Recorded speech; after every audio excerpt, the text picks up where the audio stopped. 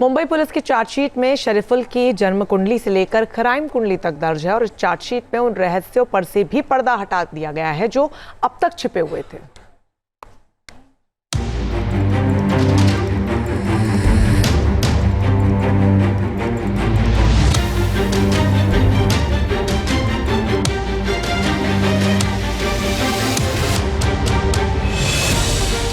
Police की chargesheet में शरीफुल की जन्म कुंडली। पुलिस की चार्जशीट में शरीफुल के हमले वाला सीक्रेट। पुलिस की चार्जशीट में शरीफुल की क्राइम कुंडली। बांद्रा कोर्ट में मुंबई पुलिस ने जो चार्जशीट दायर की है उसमें कई खुलासे ऐसे हैं जो काफी चौंकाने वाले हैं। कई खुलासे ऐसे हैं जो अब तक पर्दे के पीछे थे। कई खुलासे ऐसे हैं जो हमले की थ्योरी पर उठते सवालों के जवाब भी हैं। पुलिस को शुरुआत में ही पता चल चुका था कि शरीफुल भारत का नहीं है, बल्कि वो तो बांग्लादेश से आया है। शरीफुल बांग्लादेश के बारिशाल का रहने वाला है। जिलो काथी के राजा बरिया गांव में उसका घर है। मुंबई में वारदात को अंजाम से करीब 8.5 महीने पहले भारत पहुंचा था और 15 दिन कोलकाता में रहने के बाद गीतांजलि एक्सप्रेस से मुंबई पहुंचा था।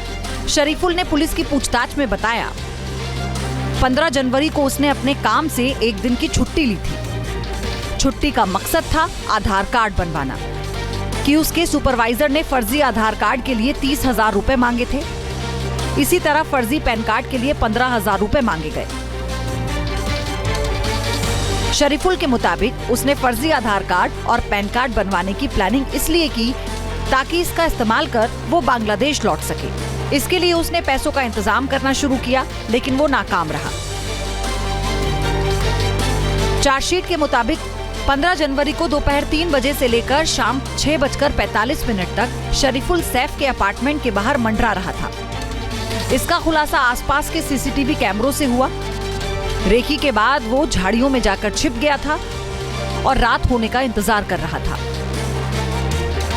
चार्जशीट में कहा गया कि शरीफुल बिल्डिंग से फायर पाइप का इस्तेमाल कर अपार्टमेंट की पहली मंजिल पर पहुंचा और फिर सीढ़ियों से 11वीं मंजिल पर चढ़ गया, जिसका रात 1:37 का सीसीटीवी वीडियो भी सामने आया।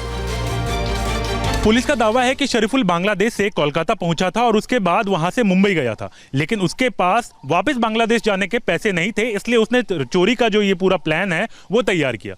लेकिन सवाल ये उठ रहा है कि वो अचानक ही रैंडमली ही कैसे सतगुरु शरण अपार्टमेंट में पहुंच गया और आखिर वो रैंडमली ही सैफ अली खान के घर तक कैसे पहुंचा, जबकि ऊपर के मंजिल पर सैफ अली खान रहते हैं तो नीचे किसी घर में कैसे नहीं गया। तो इन तमाम सवालों को पुलिस जो है वो टटोलती हुई नजर आ रही है। चार्जशीट में इन सवालों के भी जवाब मिल गए हैं। सैफ के घर में घुसने से पहले उसने कुछ दरवाजों को खोलने की कोशिश भी की थी, लेकिन नाकाम रहा। फिर वो 11वीं मंजिल पर जाल काटकर सैफ के फ्लैट के अंदर दाखिल हुआ। पुलिस ने जब उसे गिरफ्तार किया था तब वारदात के वक्त पहने हुए कपड़े भी बरामद किए। ठाणे के वाकबिल गास में एक हथौड़ा और चिमटा बरामद किया। बांद्रा झील के पास से चाकू का दूसरा हिस्सा बरामद किया था। वर्ली कोलीवाड़ा से एक घर से उसके जूते बरामद किए। उसने दादर और चेंबूर की वो दुकानें भी दिखाई जहां से उसने चाकू और औजार खरीदे थे। शरीफुल ने पुलिस को बताया कि उसका मकसद सिर्फ चोरी करना था, हमला करना नहीं। उसने हमला इसलिए किया क्योंकि सैफ के चंगुल से निकल सके। उसने पुलिस को ये भी बताया कि वो सतगुरु अपार्टमेंट से फरार हुआ तब उसे सैफ के बारे में कुछ भी नहीं पता था। उसे इसकी खबर तब लगी जब हमले से जुड़ी एक न्यूज क्लिप देखी। यहाँ तक कि उसने सैफ की कई फिल्में भी देखी थी। इसके बावजूद वो हमले के वक्त सैफ को पहचान नहीं पाया था, क्योंकि वहाँ अंधेरा था और सैफ क्लीन शेव में थे। पुलिस ने जब उसके फोन को तलाशा तो और भी कई सबूत मिले।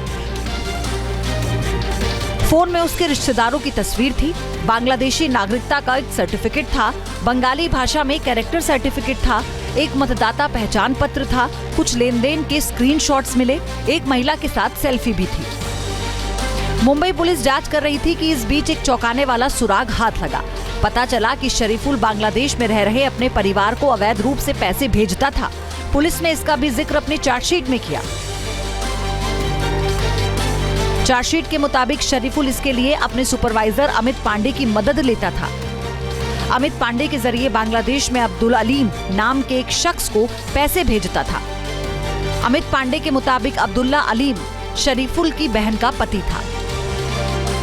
जब पुलिस ने बेंगलुरु के एमजी रोड स्थित एक प्राइवेट बैंक की शाखा से अलीम के खाते को खंगाला, तब उन्हें पता चला कि उस खाते से अवैध रूप से पैसा देश के बाहर भेजा जा रहा था, जिसके बाद पुलिस ने उस बैंक अकाउंट को डेबिट फ्रीज के तहत रखवा दिया है।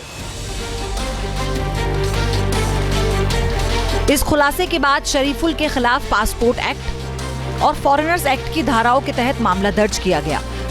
तो शरीफुल का कानून के पंजे से बचना आसान नहीं, उसे उसके गुनाहों की सजा मिलकर रहेगी। मुंबई से पंकज मिश्रा के साथ team news nation. News nation अब व्हाट्सएप पर खबरों के ताजा अपडेट के लिए न्यूज नेशन के इस QR कोड को स्कैन करें।